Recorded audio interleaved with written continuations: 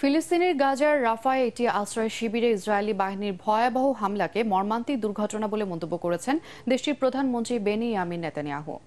একই সঙ্গে তিনি জানান, গাজায় অভিযান বন্ধের কোনো পরিকল্পনা নেই তার। রাফায় নিরাপদ অঞ্চল হিসেবে চিহ্নিত তাল আস সুলতান এলাকার একটি আশ্রয় শিবিরে রবিবার ভয়াবহ হামলা চালায় ইসরায়েল। ওই হামলায় অন্তত ৪৫ জন নিহত হয়। এতে আন্তর্জাতিক অঙ্গনে নিন্দার ঝড় ওঠে। হামলার পর ইসরায়েলের পার্লামেন্টে দেয়া ভাষণে নেতানিয়াহু বলেন, গাজার সংঘাতের মধ্যে বেসামরিক লোকজনের সুরক্ষার জন্য প্রতিটি বিষয়ে ইসরায়েলি বাহিনীকে সতর্ক থাকা দরকার। গাজায় হামাসের বিরুদ্ধে লড়াই চালিয়ে যাবেন জানিয়ে তিনি বলেন, তাদের সব লক্ষ্য পূরণের আগে এই যুদ্ধ বন্ধ হবে না। অন্যদিকে রাফা শহরে ইসরায়েলি হামলার জন্য যুক্তরাষ্ট্রকে দায়ী করেছে হামাস। সংগঠনটির সিনিয়র এক কর্মকর্তা বলেন, মার্কিন প্রশাসন কুৎসিত এই গণহত্যার জন্য পুরোপুরি দায়ী।